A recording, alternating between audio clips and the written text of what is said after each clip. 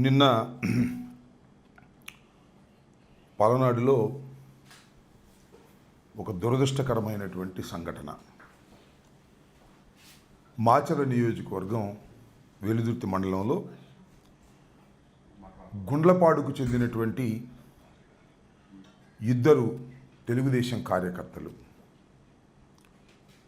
జవిశెట్టి వెంకటేశ్వర్లు, వారి సోదరుడు కోటేశ్వరరావు, ఈ ఇద్దరి కూడా తెలంగాణలో ఒక ఫంక్షన్కు వెళ్ళి వస్తుండగా మార్గ మధ్యంలో స్కార్పియోతో వారిని గుద్దించి అటాక్ చేసి మరణానికి కారణమయ్యారు. ఇది పల్నాడు ప్రాంతంలో, రాష్ట్రంలో ఒక్కసారిగా ఉలిక్కిపడేటటువంటి పరిస్థితికి ఈ దారుణ హత్య ఒక సంచలనాన్ని సృష్టించినటువంటి సంఘటన. దీని మీద వెంటనే పోలీసు వారు వెళ్ళడం, దాన్ని ఇన్వెస్టిగేషన్ ప్రక్రియలో ఆ స్పాట్కి సాక్షాత్తు ఎస్పీ గారు వెళ్ళారు.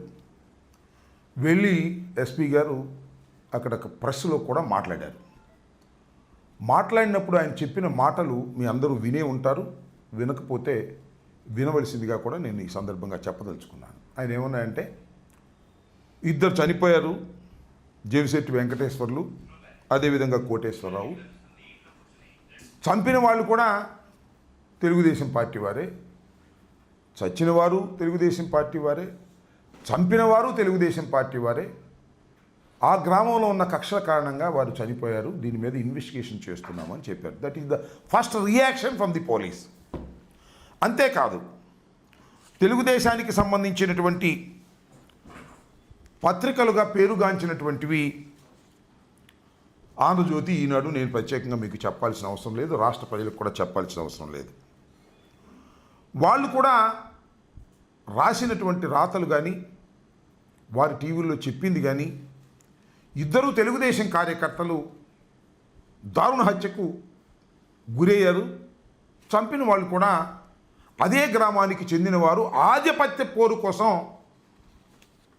వారికి సంబంధించిన తెలుగుదేశం వారే చంపారు. వాళ్ళు తోట వెంకటరామయ్య ఆయన తోట గురవయ్య, వీళ్ళిద్దరు బ్రదర్సు. జలిశెట్టి శ్రీనివాసరావు బొబ్బిలంటారు ఆయన. వీళ్ళు ఈ వర్గం వాళ్ళిద్దరిని చంపారు. ఇది ఆధిపత్య పోరు. రేపు జరగబోయేటటువంటి గ్రామ ప్రెసిడెంట్కు సంబంధించిన ఎన్నికల్లో వారి ఆధిపత్యం కోసం వీరిద్దరిని చంపారు అనేటువంటి మాట కూడా వారి పత్రికలే రాశాయి. దీనిలో ఎవరు చెప్పింది కాదు. దానిలో ఈనాడులో రాసింది నేను చదివి వినిపిస్తాను, తెలుగుదేశం పత్రిక కాబట్టి. శనివారం వెల్దుర్తి మండలం బొందిలవీడిలో జవిశెట్టి వెంకటేశ్వర్లు, కోటేశ్వరరావు అన్నదమ్ములు ఇద్దరిని కారులో ఢీకొట్టి హతమార్చారు. జిల్లా వాసులు ఉలిక్కి పడేలా చేసింది.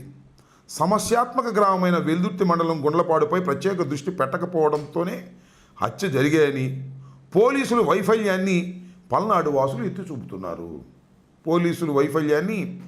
పల్నాడు వాసులు ఎత్తి చూపుతున్నారు. ఇది పోలీసుల వైఫల్యం అనేటువంటి మాట చెప్పారు అక్కడ. మళ్ళా పక్కా నిఘా వైఫల్యం. ఈ నెల 21న జిల్లా ఎస్పీ కంచి శ్రీనివాసరావు గుండ్లపాడులో స్వయంగా పల్లె నిద్ర చేశారు.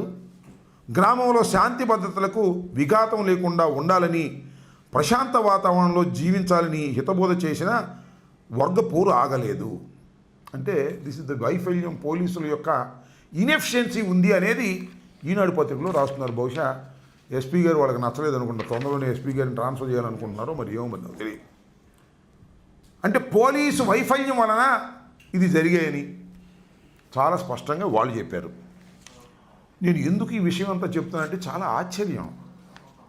ఇరు వర్గాలు తెలుగుదేశానికి సంబంధించినవే, ఎప్పుడు వైసీపీకి సంబంధించిన వారు కాదు. ఈ తోట వెంకటరామయ్య వర్గం కానీ, జవిశెట్టి వెంకటేశ్వర్ల వర్గం కానీ, వీళ్ళిద్దరూ కూడా ఎప్పుడూ వైఎస్ఆర్ కాంగ్రెస్ పార్టీకి సంబంధము లేనటువంటి రెండు వర్గాలు. ఈ రెండు వర్గాల ఆధిపత్య పోరులో ఒక తెలుగుదేశం వర్గం మరొక తెలుగుదేశం వర్గాన్ని చంపేస్తే వైసీపీకి ఏం సంబంధం? అనేది ఇక్కడ ప్రశ్న. వైసీపీకి సంబంధం ఉందంట. ఈ హత్యకు కారణం మా పిల్లల రామకృష్ణారెడ్డి, పిన్నెల వెంకటరామిరెడ్డి, వీళ్ళిద్దరూ కారణమట. ఎఫ్ఐఆర్ పెట్టేశారు, రిజిస్టర్ చేసేశారు.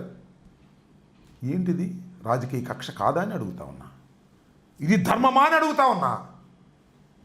నేను చాలా సందర్భాలు చెప్పా, 307 పెట్టేస్తున్నారు.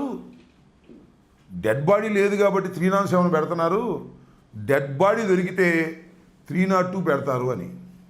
వాళ్ళు డెడ్ బాడీ దొరికింది. తెలుగుదేశం వాళ్ళు నరుక్కున్నారు, చచ్చిపోయారు.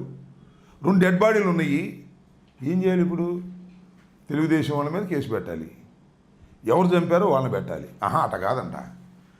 రాజకీయ కక్షతో రామకృష్ణారెడ్డి, వెంకటరామిరెడ్డి ఇద్దరు అన్నదమ్ముల్ని కూడా ఈ కేసులో పెట్టాల్సిందే అని పెట్టేశారు.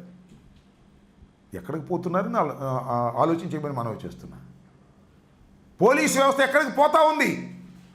పోలీసుల వైఫల్యం అని ఈనాడు రాస్తారు, తెలుగుదేశం వాళ్ళు చెప్తారు.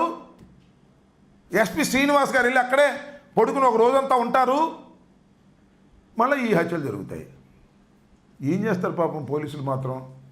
లా అండ్ ఆర్డర్ మెయింటైన్ చేయండి అయ్యా. గ్రామాల్లో కక్షలు కార్పణ్యాలు లేకోకుండా చూడండి. ఎవడైనా కక్షలు కార్పణ్యాలు ఉంటే వాళ్ళని తీసుకొచ్చి బైండ్ ఓవర్ చేయండి. బైండ్ ఓవర్ తీసుకొచ్చి వాళ్ళని పోలీస్ స్టేషన్లో కూర్చోబెట్టి కాస్త కౌన్సిలింగ్ చేయండి. అంటే కౌన్సిలింగ్ అంటే వేరే కాదు, చెప్పండి అని చెప్పటలా. ఇప్పుడు లోకేష్ గారు, హోంమంత్రి గారు, చంద్రబాబు నాయుడు గారు ఏం చెబుతున్నారంటే, ఏదైనా కేసు దొరికితే జగన్మోహన్ రెడ్డి గారు మనుషులు పెట్టేయండి, వైసీపీ కార్యకర్తలు పెట్టేయండి.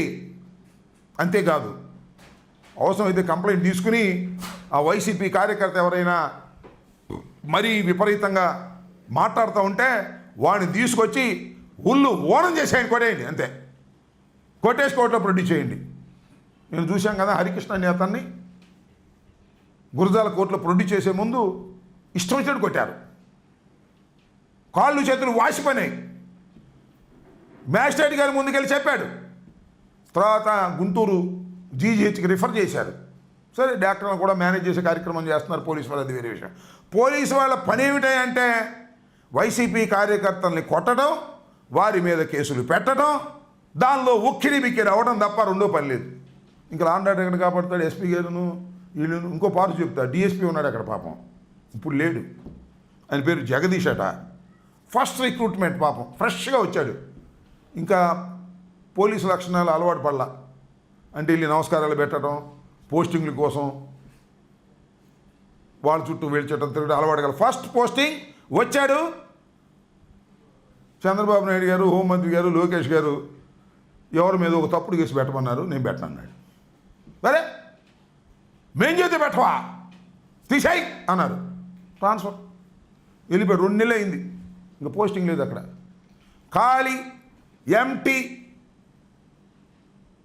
ఖాళీగా ఉంది డిఎస్పీ పోస్టు. ఎవరున్నారు పక్కన? సత్యనపల్లిలో ఉన్నాడు ఒక ఆయన. ఏం చెప్తే చేస్తాడు. ఇవాళ రామకృష్ణారెడ్డిని కేసులో పెట్టమంటే పెడతాడు, లేకపోతే నన్ను పెట్టమంటే పెడతాడు. అది ఈ సాక్షి ఆయన ఉంటే ఆయన పెట్టమంటే పెడతాడు, ఎవరిని పెట్టమంటే ఆయన పెడతాడు. ఆయనకి ఇన్ఛార్జ్ ఇచ్చారు. ఏమిటండి, ఎక్కడికి పోతున్నారు ఇవాళ? నేను అడుగుతా ఉన్నా పోలీస్ వ్యవస్థని. దుర్మార్గం కాకపోతే ఏంటిది? ఇంత దుర్మార్గమైనటువంటి పరిపాలన పోలీసుల్ని పట్టుకొని చేస్తున్నారు. నేను మీకు ఇంకో విషయం చెప్తా. ఆంధ్రజ్యోతిలో కూడా నేను రాశాడు, దేవుని వర్గపోరు, ఒకళ్ళ మీద ఒకళ్ళు ఇది ఇంకొక విషయం కూడా ఇక్కడ చెప్పాలి మీకు. చంద్రయ్య అని అప్పుడప్పుడు తోట చంద్రయ్య అని చంద్రబాబు నాయుడు గారు రంకెలేస్తుంటాడు, చూశారుగా. మొన్న ఈ మధ్యన వాళ్ళ అబ్బాయి కూడా ఉద్యోగం ఇప్పించానని తోట చంద్రయ్యని జై జగన్ అనమంటే అనలేదు, జై చంద్రబాబు అన్నాడు, అందుకని చంపేశారు, గొంతు కోసి పారేశారు అన్నాడు. ఇదే గ్రామం ఆ తోట చంద్రయ్యది కూడా. తోట చంద్రయ్య మనుషులే వీళ్ళందరూ కూడా అటు ఇటు. ఏం చేసావయ్యా నువ్వు? నాకు అర్థం కాలేదు. చంద్రబాబు నాయుడు నీ అధికారం వచ్చి సంవత్సరం అయింది కదా, ఈ గ్రామంలో ఫ్యాక్షన్ ఆపగలిగావా? ఈ గ్రామంలో 2 దారుణ హత్యను ఆపగలిగావా? ఆపలేదు. నీ గొడవ నీదే, ఏ కాడకి. నేను ఇంకొక విషయాన్ని కూడా చెప్తా. అక్కడ మర్డర్ జరిగింది కదా, ఆ రోడ్డు మీద వెళ్తూ ఉంటే పాపం వాళ్ళు స్కూటర్ల మీద వస్తుంటే దాన్ని ఢీ కొట్టారు, ఎగిసి అవతల పడారంట పాపం ఇద్దరును. తెలుగుదేశం కార్యకర్తలు. గుద్దిన జీప్ ఎవరిది? తెలుగుదేశం వాళ్ళదే. ఇదిగో పోలీసులు పట్టుకున్నారు అక్కడే. నేను ప్రత్యేకంగా చెప్పాల్సిన అవసరం. పోలీసులు వెళ్ళి స్పాట్లో చూశారు. దాని మీద ఏముందో చూసారా? జేబీఆర్. జేబీఆర్ అంటే ఏంటనుకున్నారు? పిన్నెల రామకృష్ణారెడ్డి అంట. జోలకంటి బ్రహ్మారెడ్డి కాదంట. జేబీఆర్ అంటే జోలకంటి బ్రహ్మారెడ్డి కాదట. జేబీఆర్ అంటే పిన్నెల రామకృష్ణారెడ్డి అంట. పోలీసులు చెబుతున్నారు. ఏమయ్యా జేబీఆర్ అని మరి ముందేమన్నా ఉందేమో జేఈ చంద్రబాబు నాయుడు, నేను చూడలేదు కానీ ఇది పత్రికల్లో వచ్చింది, వాట్సాప్లో వచ్చింది. జేబీఆర్ జోలకంటి బ్రహ్మారెడ్డి అని తన అనుచరులు ఇది వేసుకెళ్ళి గుద్ది ఇద్దరిని చంపి దీన్ని వదిలి పారిపోయేస్తే పిన్నెల రామకృష్ణారెడ్డిని వాళ్ళ సోదరుని పెడతారండి. ఏందండి ఇది? నాకు అర్థం కాల. ఎక్కడికి పోతున్నారు అంటున్నా పోలీసు వారు. చంద్రబాబు అసలు మీకు మైండ్ ఉందా లేదా అంటున్నా. డెడ్ బాడీ దొరికితే ఎవరిని పెడితే ఆయన పెట్టేస్తావా? మీలో మీరు కొట్టుకున్నారు. మొన్న ఎక్కడండి ప్రకాశం జిల్లాలో వీరయ్య చౌదరి అంట, వాళ్ళు కొట్టుకున్నారు. సందు దొరకలా, సందుకి ఎవరిని పెట్టేసేవాడు. ఆ వీరయ్య చౌదరి పాపం చంద్రబాబు గారికి లోకేష్ గారికి బాగా సన్నిహితుడట. ఆయన చంపేశారు పాపం దారుణంగా. పోలీస్ వైఫల్యం ఎంత ఉందో చూడమని చెప్తున్నా. దారుణ హత్య అది. డైరెక్ట్గా తెలుగుదేశం పార్టీకి చెందినటువంటి వ్యక్తిని ఇంకో తెలుగుదేశం పార్టీ వెళ్ళి చంపేశారు. అసలు మా వాళ్ళు వెళ్ళి భయపడి చచ్చిపోతున్నాం మేము. వాళ్ళ మా కార్యకర్తలందరూ కూడా ఏముండి లోపలేస్తారండి, మేము చంపుతామా అంత ధైర్యం ఉందా? ఏంటి law and order utter failure అవుతుంది రాష్ట్రంలో. డెడ్ బాడీ దొరకగానే ఉండగా పెట్టేయటం వైఎస్ఆర్ కాంగ్రెస్ పార్టీ వాళ్ళు అనేటువంటి ఉద్దేశంతో ఇవాళ చంద్రబాబు నాయుడు గారి ప్రభుత్వం పనిచేయటం చాలా దురదృష్టకరమని ఈ సందర్భంగా నేను చెప్పదలుచుకున్నాను.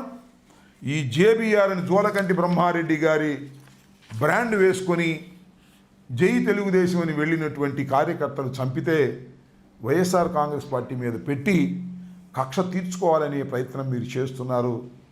ఇది సమంజసం కాదని కూడా ఈ సందర్భంగా నేను మనవి చేస్తున్నా. పాపం ఎస్పీ గారికి కూడా పొద్దున్న 2-3 సార్లు ఫోన్ చేశా.